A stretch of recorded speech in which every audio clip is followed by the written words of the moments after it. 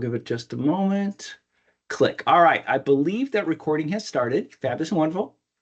Perfect. All Everyone who right. has joined us tonight, thank you so much for joining us.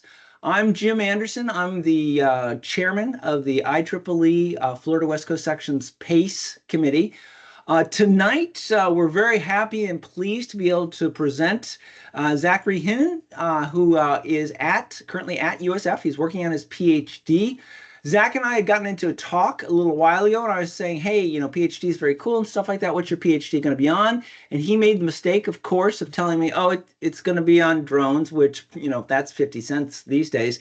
But then he said, oh, yeah, but it's going to be drones acting like in swarms. And bam, that, of course, caught the engineer in me that said, wow, that's sort of cool. I wonder how that's going to go down. So we got into a discussion. I thought, this is pretty cool. Maybe this could be a PACE event. So I talked Zach into presenting to us basically sort of where he's at in his research. So remember, he's a PhD student, and this is, let's say, sort of cutting edge stuff. He's investigating what's out there. He's trying to figure out where the new angles are and stuff like that. But I talked Zach into giving us a presentation. And so, Zach, I'm done talking, buddy. I want to find out about drones that act in swarms. Can you tell us something, sir?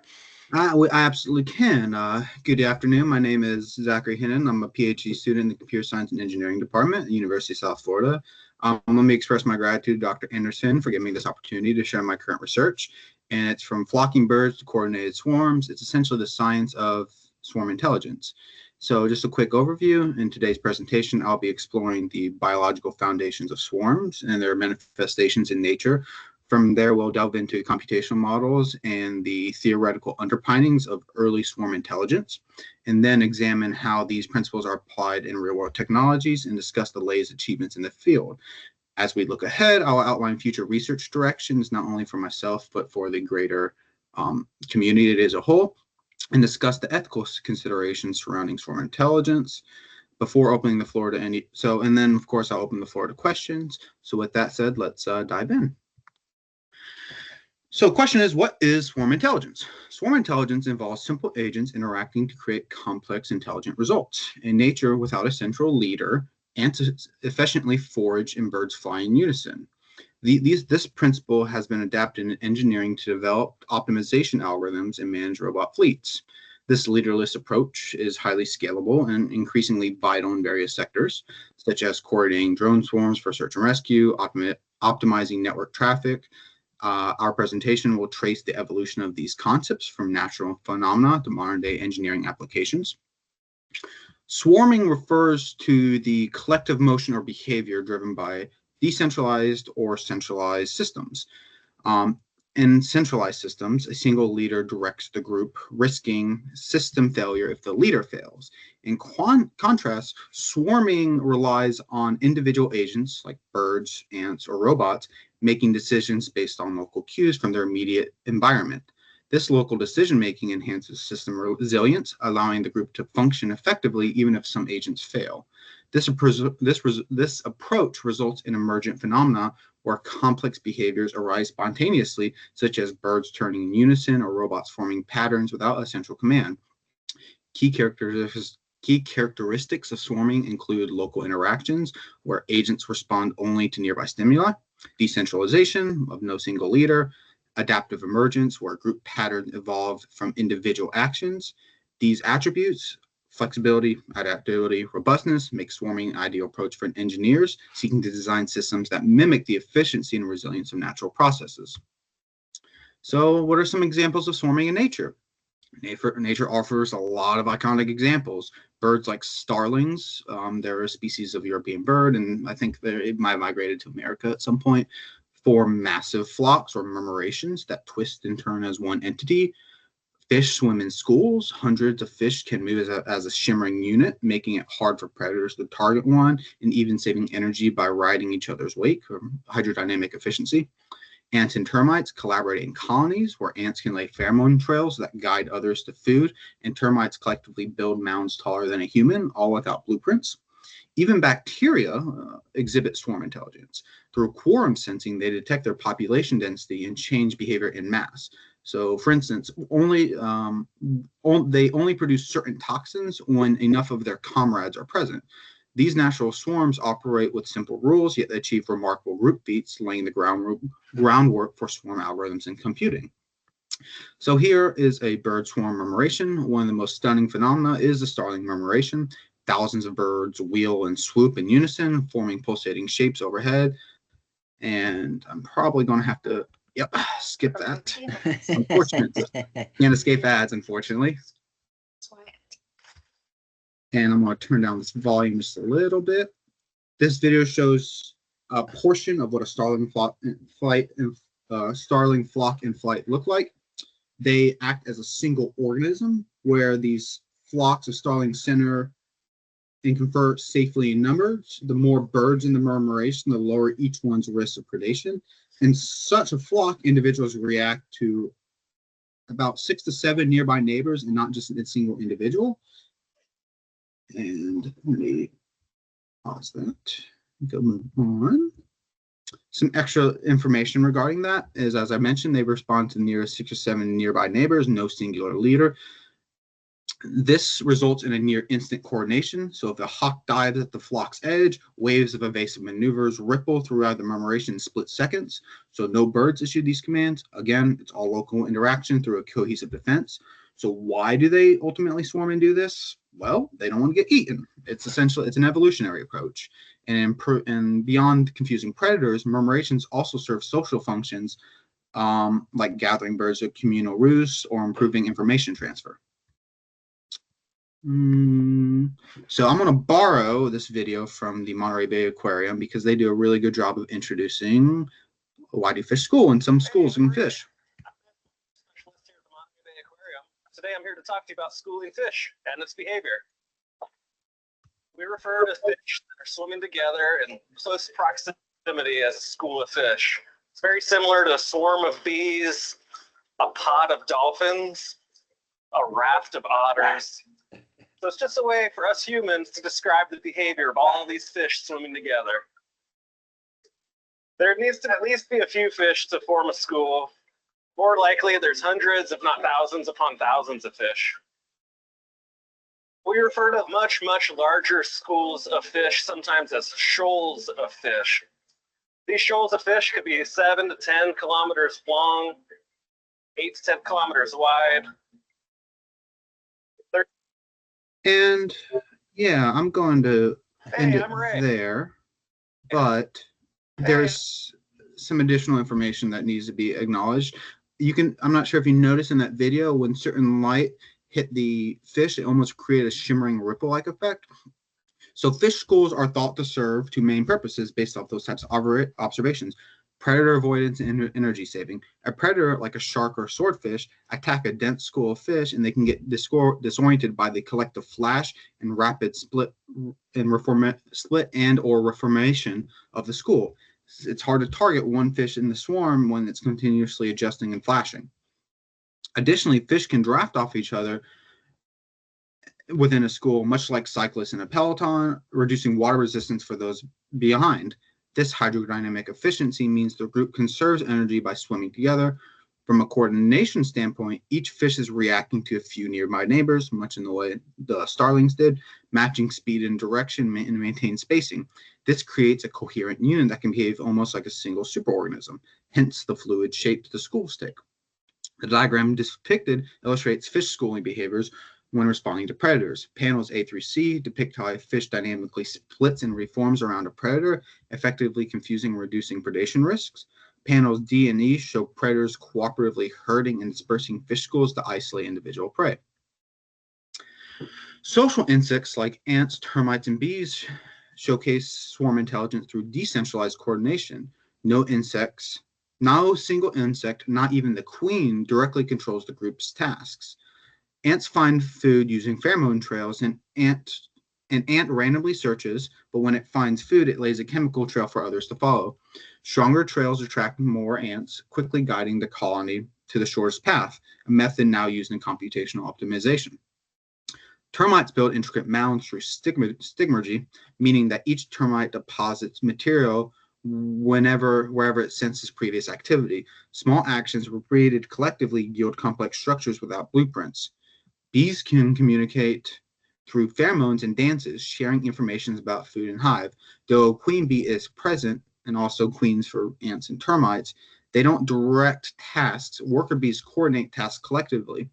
In each of these insect societies, local interactions, whether chemical pheromones, environmental signals, or behavioral cues, produce sophisticated collective behavior.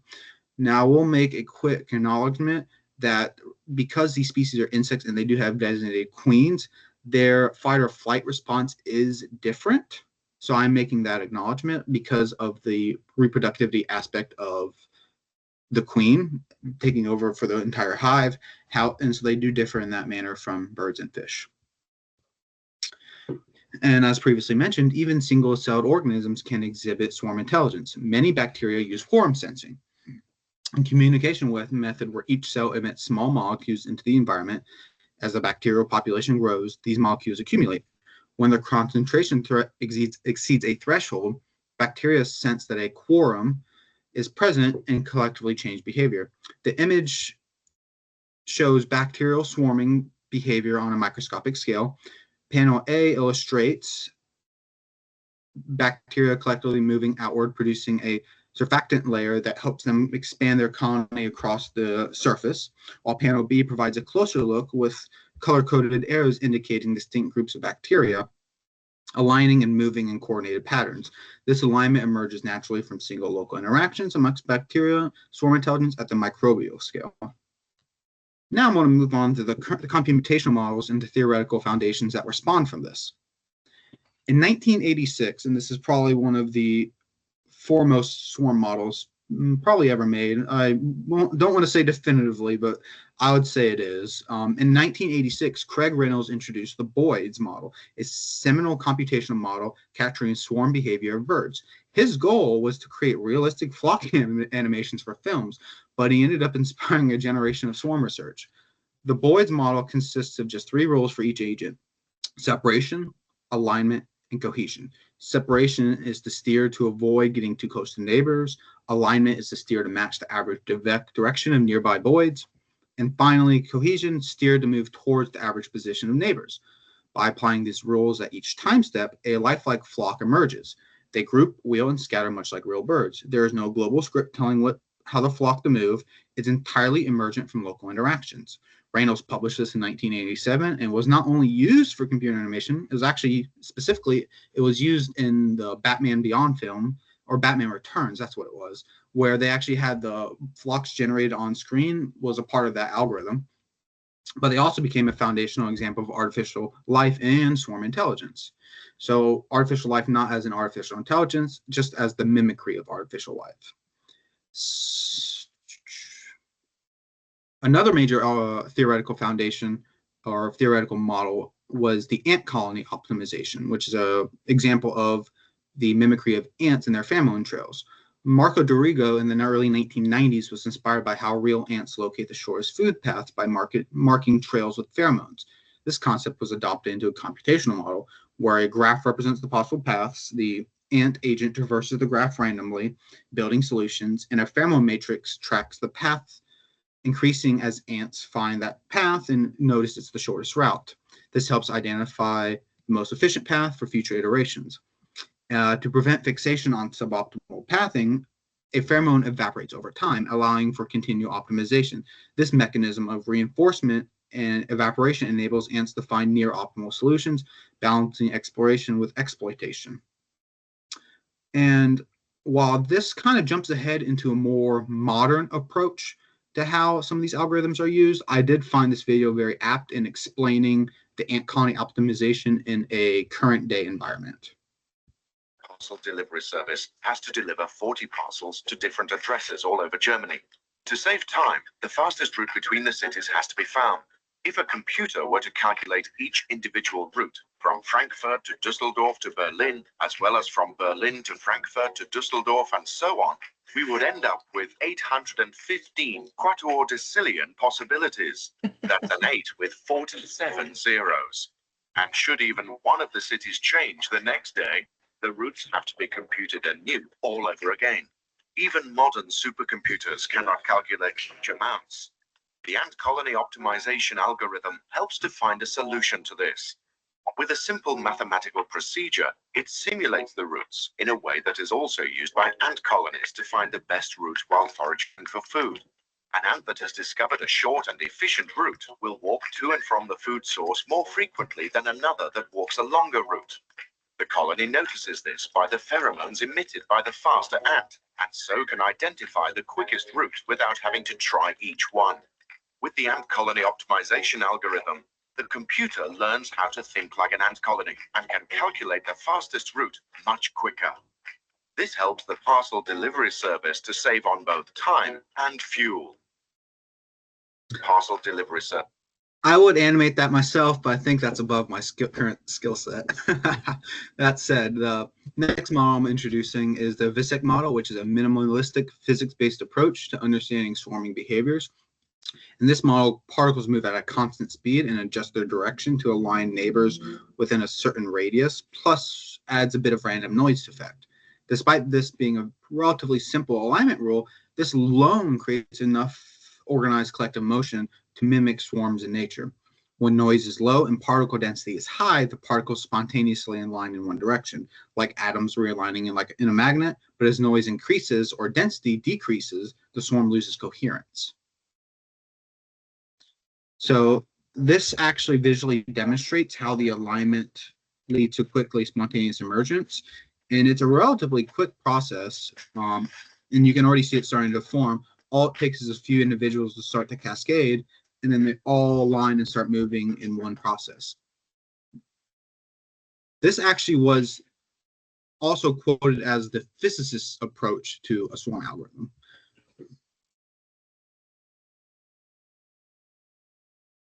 And the last theoretical model that I'll be introducing is the particle swarm optimization. But it's also arguably one of the most important based off of how a lot of algorithms actually use this optimization for vision, behavior, and positioning. Bees, and it's inspired by bees to some extent. Bees collectively search for nectar or groups brainstorming solutions, and these particles represent candidate solutions moving through the solution space, guided by their individual best known position or personal best, which is the P best in the top left, and the best known position discovered by the entire swarm, which is the global best, the G best. The static diagram will illustrate how each particle updates position, and the particle at the current position, which is PI, moves toward both its personal best and the swarm's global best, combining these influences to determine its new velocity and the subsequent positioning, which is shown in orange. The accompanying little replaying GIF further visualizes this processing, showing multiple particles, or the arrows, moving across the landscape, dynamically adjusting their positions and velocities. And over the iterations, particles increase, cluster around optimal points, marked by the crosses. It might be a little hard to see, but the arrows have the crosses moving, clearly demonstrating how collective learning guides the swarm to efficiently find high-quality solutions. And while this makes the particle swarm optimization both simple and powerful for tackling a wide range of optimization tasks, from engineering designs to neural network training. Now I'm moving on to real-world application and technological advances. And while I've already broached some of the initial real-world applications from the previous section, these are current models and current researches that are both being deployed in the industry and also being researched currently. And this was the first one I felt important to introduce due to the scalability and the size of the robots that were actually developed. Fast forwarding to 2010s, and the kilobot swarm at Harvard, led by Radhika Nagpal's team, was a major milestone. Not only were the actual application of the swarms in person, but it used 1,024 low-cost robots at the size of a penny, if that matter, to collaborate into large swarms and create various shapes and have these robot swarms be very much self-assembling.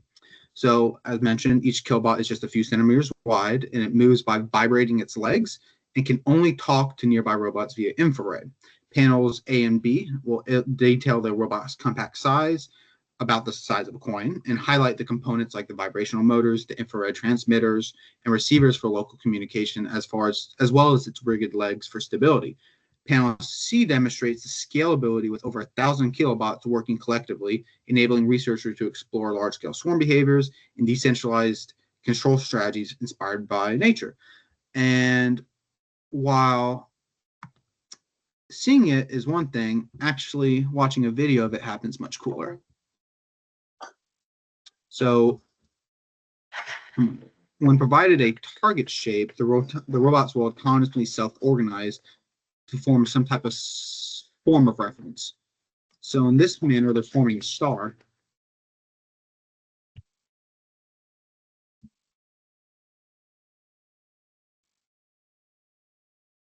And you'll see shortly that this is a several hour long process, and they can arrange themselves into complex shapes without centralized control, demonstrating scalability of swarms. So that's a star on the left, that's a K, and then that's a wrench shape.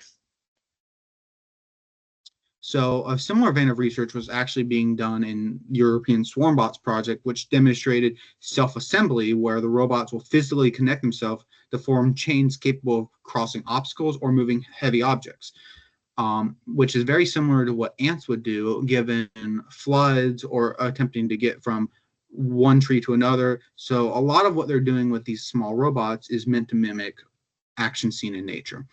And this was back in 2014.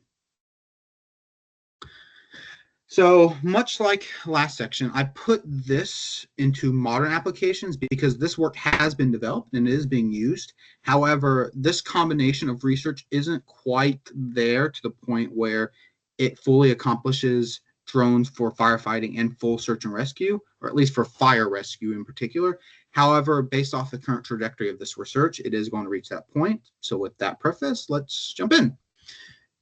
Unmanned aerial vehicles, or UAVs, swarms have significantly improved capabilities in search and rescue operations and firefighting. A university and team in China. We're here in Henderson, I knew it. transformed outdoor space with some beautiful outdoor lighting. Demonstrated drones autonomously navigating dense bamboo forests using onboard sensors to decentralize swarm coordination. Now, this is showing it fighting fires. However, this is the future applications for it. But as of right now, it's being used for search and rescue, and that is the designated approach when it came to that research. The firefighting approach actually is discussed in Wang et al., which is the paper titled Drone Swarms in Fire Suppression and Rescue Operations. That's going to be linked at the very end. And it illustrates how drone swarms can coordinate effectively to extinguish fires in otherwise inaccessible locations, such as dense forests or high-rise buildings. So the first video showed potential firefighting applications. Let's check in with the Andersons across of the drone swarms. The second actually showcases the usage of drones in dealing with high-rise fires in other locations.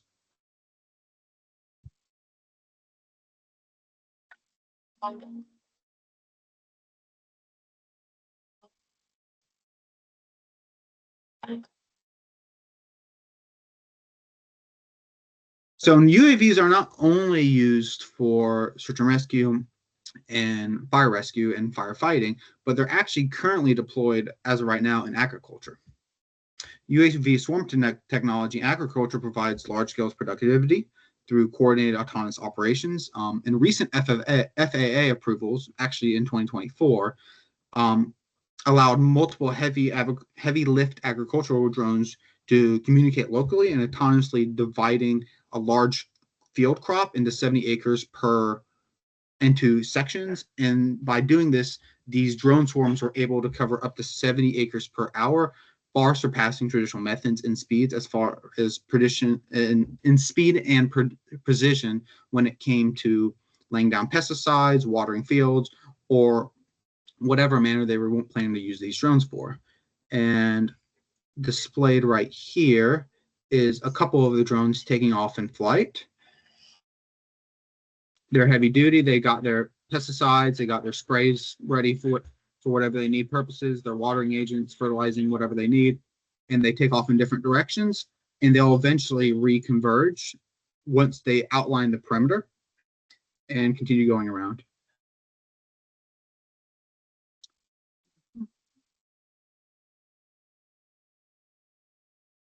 So underwater exploration is another current research that they're in application that's being pursued, where it traditionally relies on individual expensive robots or submersibles that operate slowly, covering limited areas.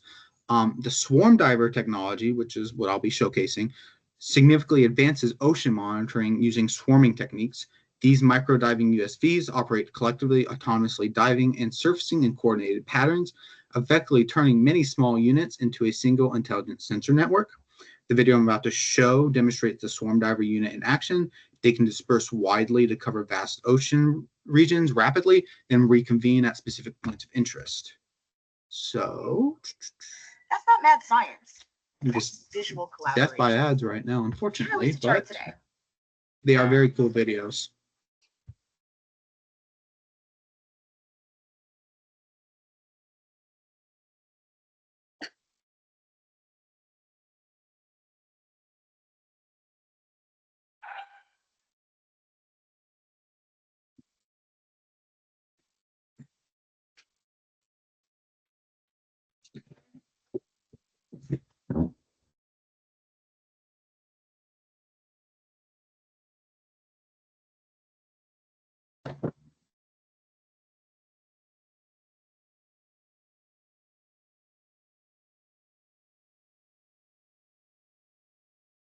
So this type of behavior that they're actually showing is inspired by natural phenomena like fish schooling, ant colony foraging, allowing for swarms to collectively detect and map ocean pollutants, thermal anomalies, and biological hotspots.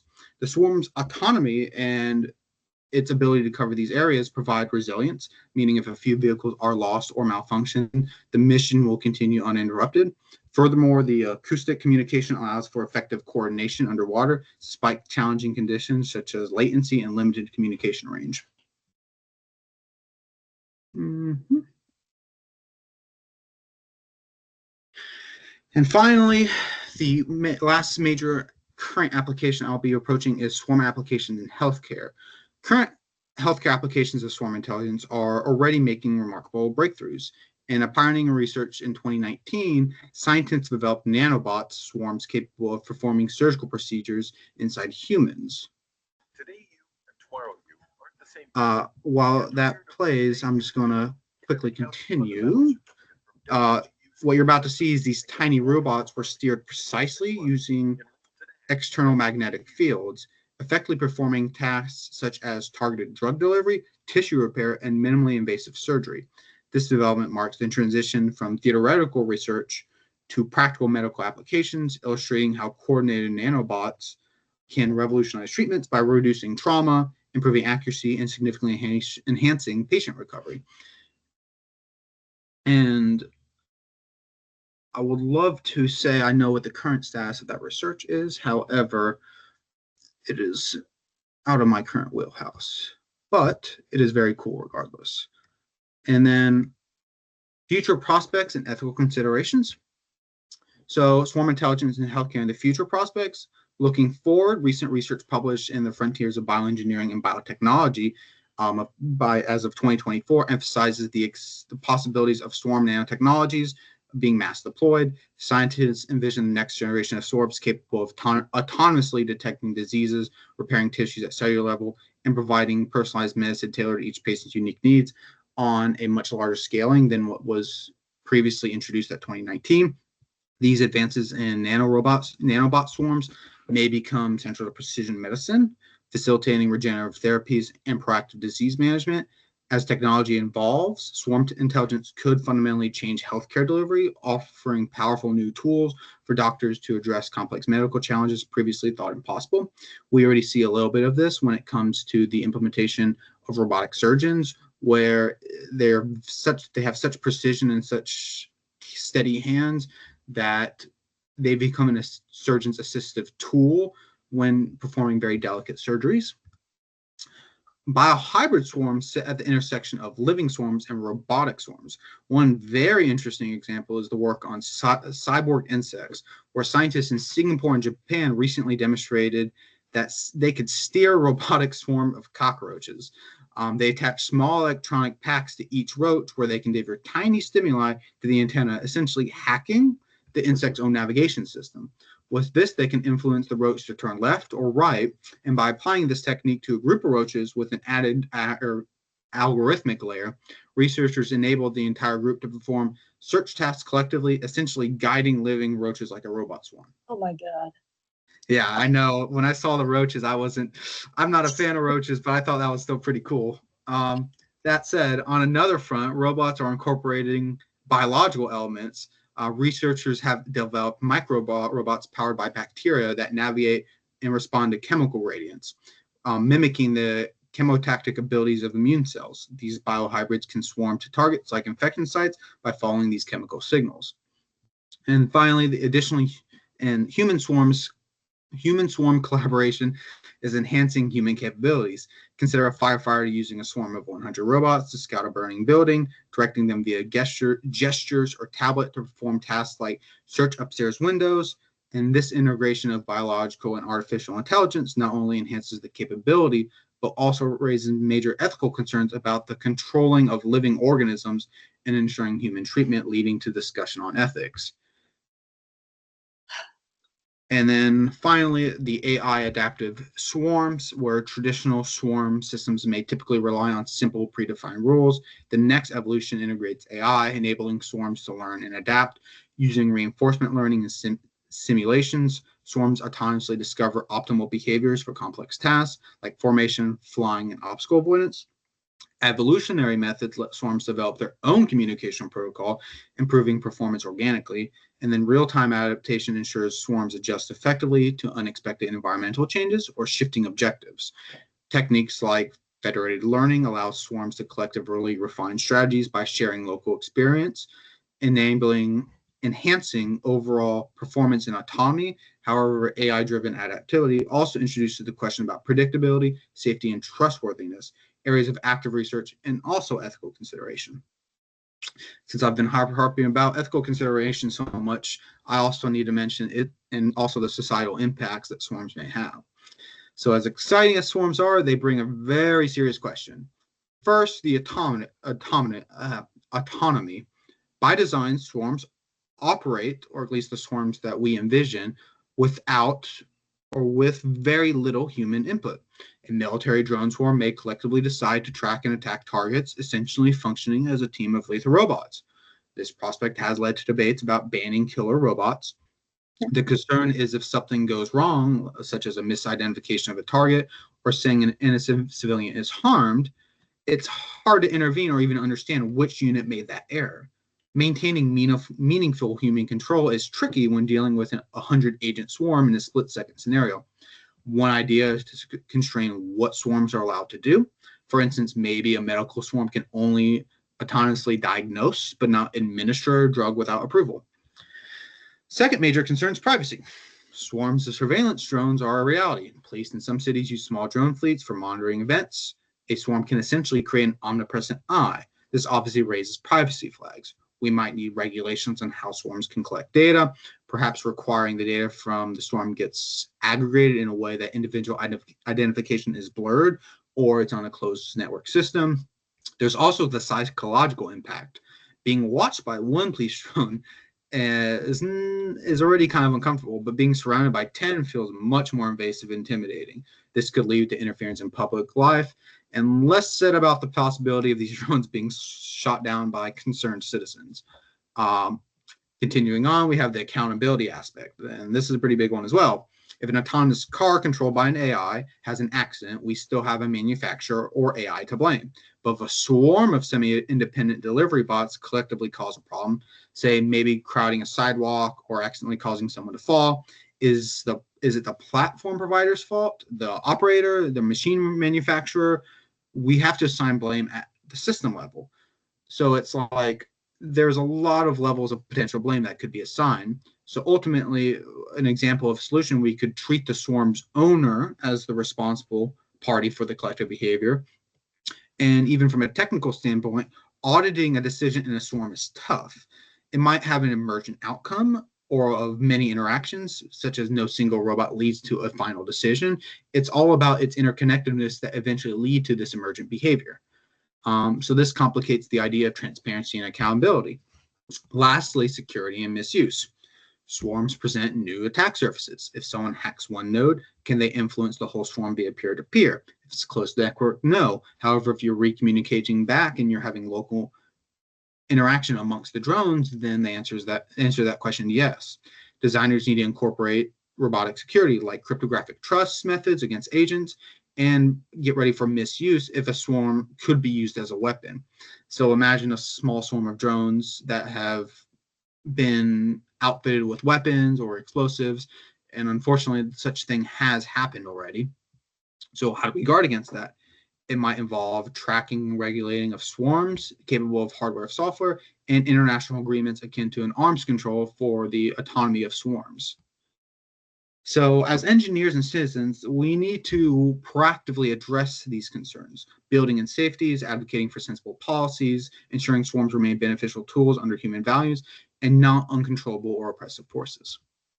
So I'm going to briefly introduce you to my current research and what I will be doing and what I have done. So my past research explored swarm formations using a leader-follower structure inspired by pack and herd behaviors, like herds of elephants, packs of wolves, simulations in WebOps, which is the simulated environment I use, tested the robotic behaviors in various environments with static and dynamic obstacles. 3 behaviors were developed: follow the leader, follow the nearest neighbor, and the initial nearest neighbor were implemented, each using PID control to maintain distances in angular formation. The follow initial neighbor strategy demonstrated the best immediate stability, making it practical use for rigorous stress testing of obstacle avoidance and group cohesion and group reformation. However, the nearest neighbor behavior showed greater promise for future development and much more closer mimicry of natural swarms, offering a potential leaderless approach where this behavior had the best overall outcome for scalability and adaptability. And as I previously mentioned, it very much aligned with what nature does with decentralized systems or minimal communication with any type of centralized network or designated leader. So that was the end approach, where leads me to my next level of research. So all of what I presented has been information I've been researching. And so looking forward, I'm actually aiming to try to translate some of these robotic methodologies into the concept, or at least current concept, of cycling and pelotons, where I'm attempting to enhance the strategic performance through bio-inspired swarm models using metrics like peloton convergence ratio, drafting coefficients, maximum sustainable output, along with computational fluid dynamics, to understand a peloton behavior and how its similarities with natural swarms and how it could potentially mimic the measurement of energy conservation. And this is a little demonstration of what pelotons will look like and what I'm hoping to mimic with robotics. It looks and serves a very important purpose of conserving a rider's energy. This is because the peloton reduces drag by shifting shape to exploit tailwinds, light headwinds, and cope with crosswinds and wind shear, a strategy known as drafting.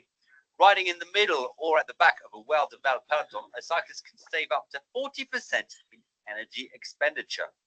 Those exposed at the front, meanwhile, burn through their energy quickly and have little chance of winning the stage at the end. They do so willingly, however, for the sake of their team, in order to set the pace of the peloton. So obviously humans for way too long. are much more complex than animals, and this type of behavior would be deployed using more integrated techniques such as AI-based video analysis, aerodynamic modeling, physiological monitoring, potentially, of using some type of energy source as the unit of metric, and in order to produce a fatigue-based reaction. But by trying to mimic this type of formation and strategic team coordination for competitive cycling, I feel it can potentially lead to greater replication in drone swarms in the future and robotic swarms. So with that said, thank you very much all for attending and listening to this overview of swarm intelligence. We've journeyed from bird flocks to robot swarms and glimpsed the future of collective autonomous systems, both from the microbial scale to the human-sized drone swarm scale. I hope this has conveyed not only what and how of swarms, but also the potential that this field will hold. If you have any questions, whether it's clarifying something like the VICSEC model or asking, could we use swarm for X problem, please don't hesitate. This is a rapidly evolving domain, and almost no question is too far-fetched. And as researchers, we are probably exploring it as we speak.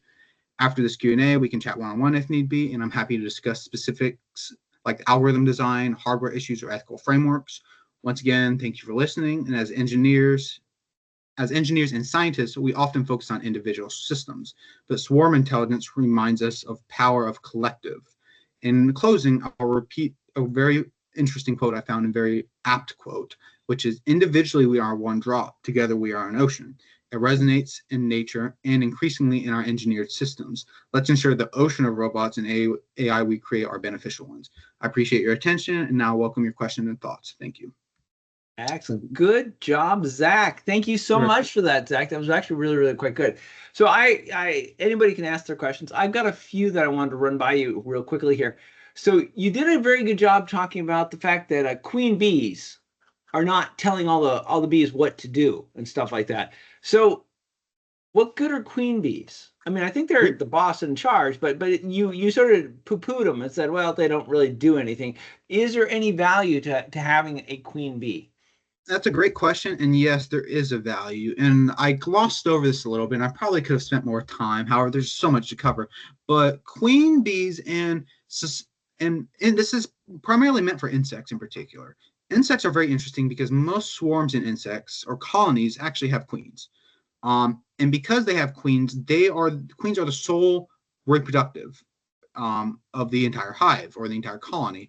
And that differs from birds and that differs from fish, which every single individual can actually reproduce. So an inherent, there is more of a collectivist society when it comes to insects, where we have to defend the hive, we have to defend the queen. It becomes less about anti-predation and self-interest and more about the good of the collective. And so with birds and fish, it's very much about, if I'm in a swarm, I might not be eaten, because I can hopefully live long enough to reproduce. And queens in that regard, they are very much valuable to hives, and they are the central part of the hive, but they don't direct everything in the hive. Gotcha. That makes perfect sense. I think Patricia had a question. Patricia, do Yep. you still have a question? How do I input my questions? You could just speak it That's right now, good. Patricia. Hear me? Oh, okay. If you modeled the swarms on a computer, what computer architecture did you use if you did it that way? Or do you have to use individual little robots to model the swarms? The way I did it is my initial research just used more packs and some very smaller groupings. I didn't use conglomerations of hundreds to that point. So I did use a simulation of robots. However, as far as the behavior usage of it, I actually primarily programmed them with three major behaviors, much like what Boyd's did and much like a few other foundational models, which is alignment, obstacle avoidance, cohesion, and the last one evades me right now. But essentially, I aligned them with very simple behaviors and let them all start in some initial grouping and then proceeded to let them run into the environment for upwards of 10, 15, 20, 30 minutes and tested how they acted and developed over time. So as far as architecturally, it was relatively simple. Since they were all decentralized, it was just more about local interactions and keeping track of individuals around them. But I didn't use any type of simulating network on the scaling of the hundreds or thousands. I just used individual robotics. And then when it came to actually replicating that in person, I was able to do so for 5 or 6 because we didn't have as many robots in person as we did in a simulated environment. However, the applications in person proved a different issue due to the unreliability of these sensors we had at the time, which came from, we had depth sensors and we also had some distance sensors and a few other factors, but noise became a much more prominent issue when we stress tested everything in the real world, and then also having to build my own computer vision like detector in order to differentiate like obstacles from actual fellow robots became another stress point. Gotcha. I think thank you very much, Zach. I think Ken had a question. Ken, was there a Yes. question? You're gonna have to go off mute, Ken.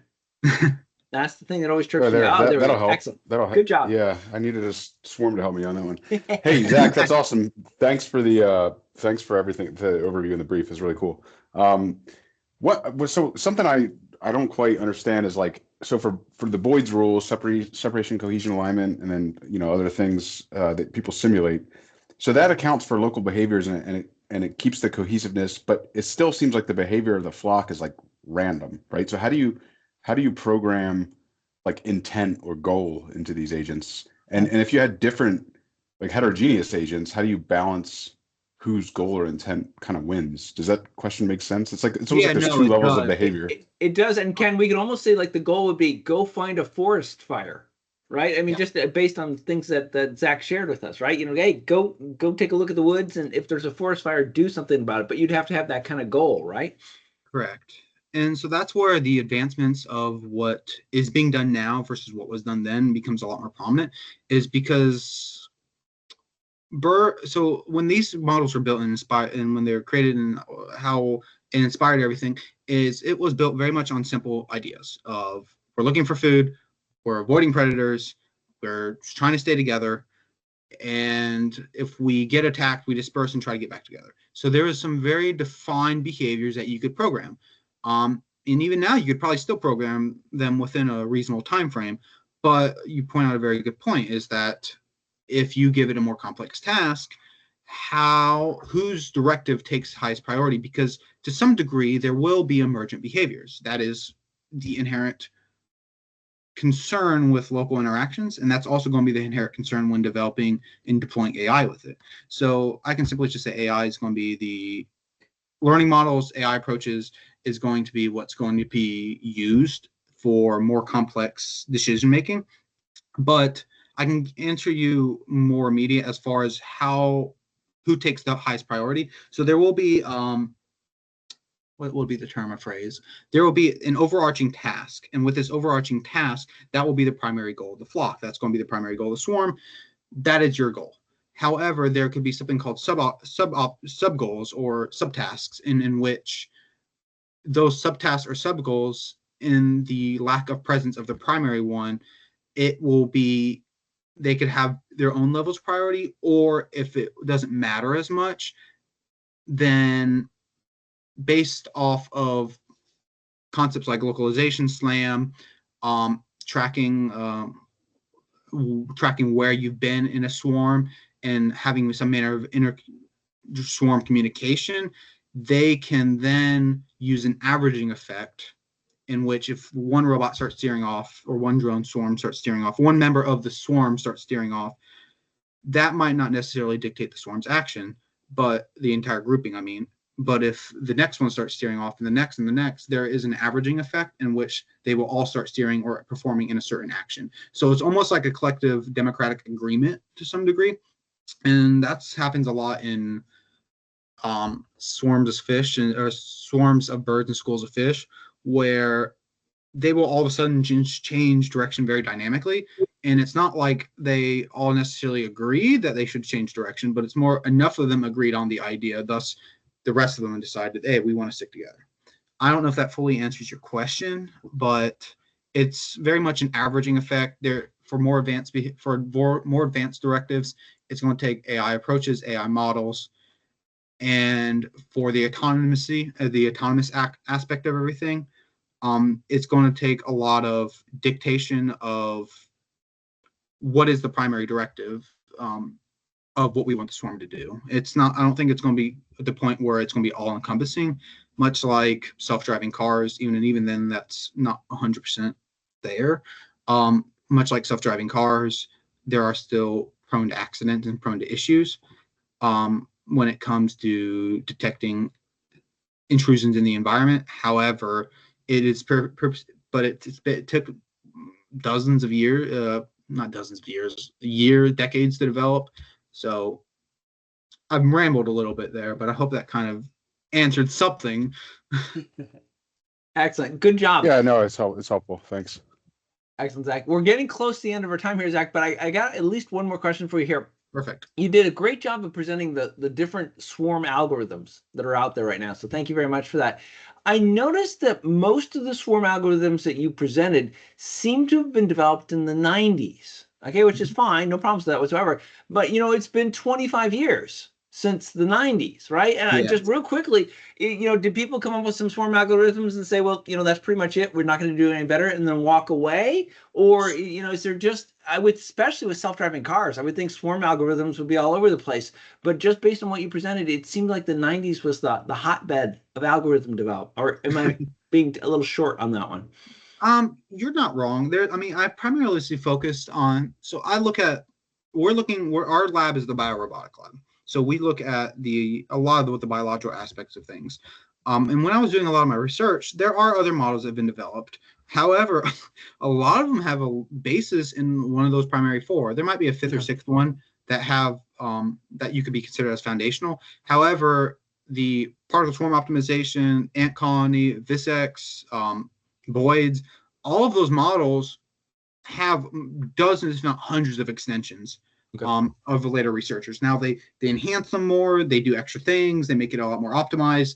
And there, again, I could be missing some. I'm not all knowing in this, but there is definitely, those models are like some of the early foundational things. That if you're going to research swarms, and if you don't have one of those four-sided somewhere, your research might not be as valid as you think.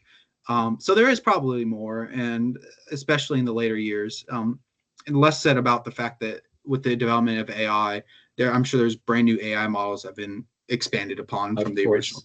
But those are definitely the primary four, at least, that I've considered.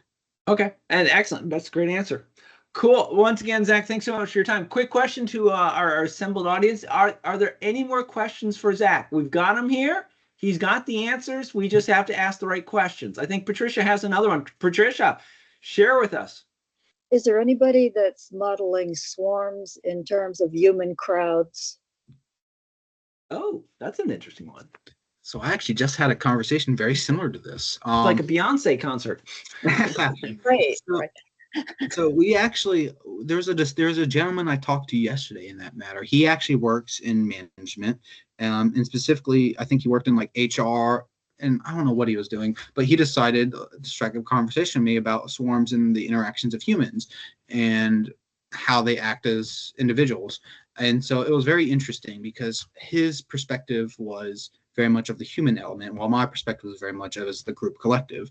And I look at animals, he looked at humans. And in regard to your question of, has anyone trying to model humans in swarms, I'm kind of looking into that idea right now with the use of Peloton, because I like the idea of team-based coordinated behaviors performing actions for an end goal. And since cycling is a human sport, that is something I'm kind of looking into. However, humans are very complex. They have their own emergent behaviors, but if one group of people start panicking in a large crowd, there'll be a cascading effect if everyone starts panicking for one reason or another, or they'll be intrigued on why they're panicking. But if a stampede starts, the entire stampede, everyone will start stampeding. So that actually happens where emergent behaviors form, but humans are a lot more complex. Off the top of my head, I'm not particularly super in the know of who is developing drones that mimic human swarm or collective behavior, mainly because most of the research that I've been exposed to has been more on the animal side of things. However, what we humans are trying to do is we might not be trying to create drone swarms of ourselves, but we might be trying to more create drone swarms that we can manipulate ourselves, in the sense that drone swarms are an extension of our limbs. And there's this one gentleman from France I had the pleasure of talking to last summer, and if I find his paper, I'll actually forward it to Dr. Anderson, where if he's doing research where if you make a gesture with your hand, the drone swarm will expand out and react accordingly. And if you pull back, the drone swarm will pull back with your hand. So we're making drone swarms that actually will correspond and mimic human motion. And so they'll move with us. However, to my knowledge, I don't know if anyone is actually trying to mimic a human in a robot. I think that might be a little complex. But nowadays that might be something that people are currently doing. You might be 100% right on that. Excellent. And I think you have another question from Jeremiah. Jeremiah, Yes. Hi, can you hear me okay? I can, yes. Awesome. I just want to start out with saying thank you for the talk. It was very interesting seeing all the different applications for different types of drone swarms. I'm an electrical engineering student from University of Central Florida, and at the moment, I'm actually working on a project to allow for autonomous domain awareness for drone swarms, mainly for collision avoidance. I didn't want to take up all your time, but I have a ton of questions. I've been really looking forward to this talk. I was wondering if I would be able to speak with either one of you in the next, like either today or next coming days, because so I I do have think a that's ton of great. questions. I think that's right. And you know what's going to happen is Zach's going to go to the chat, and Zach's going to put his email address into the chat. And so Jeremiah, if you take a look at the chat also. Chat isn't available right now. It's not? No, it's not available. You're kidding. All right. I'm sorry. But I can I'll tell you what, stop. I've got Zach's email address. Yes. Gotcha. Jeremiah, you got access to chat in this particular meeting? I do not. You do not? Nobody does. Apparently, I'm Chat is there in the top. But yes, we'll figure it out and we'll get the email and we can talk, and probably I'll be free tomorrow. You know, I'll tell you what, Zach, it's not a problem. You know why? Because I got Jeremiah's email address. Perfect. So what I will do, so I will give Jeremiah's email address to Zach, and Zach will reach out to Jeremiah. Jeremiah, is that an acceptable way to handle this, buddy? That'd be perfect. Thank you so much. Taken care of, not a problem. Thanks for speaking speaking up, up, Jeremiah. Tomorrow at some point, because I'm pretty much free most of the day. So we'll figure it out. I'll send an email tonight. Awesome. Cool. Thank you very much. Excellent. Thank you. Patricia, your hand was still up. Patricia, did you have another question, or did we have them all taken care of? I was thinking that you could like teach a group of soldiers to act like a swarm by giving each one the same set of rules. You're 100% correct. That would work very well in the right situation, right? Yeah, it would.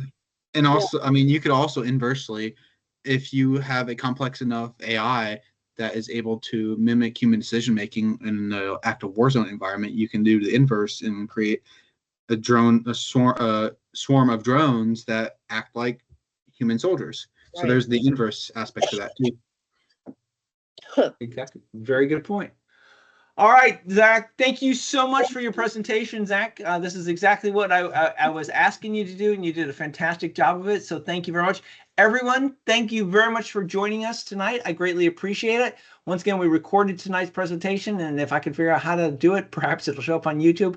And if so, I'll make sure that there's a link put on the Florida West Coast section's website so you know how to get to it. Fantastic, everybody. Thank you very much, and have a great evening, okay? Have a wonderful evening, everyone. And Patricia, I can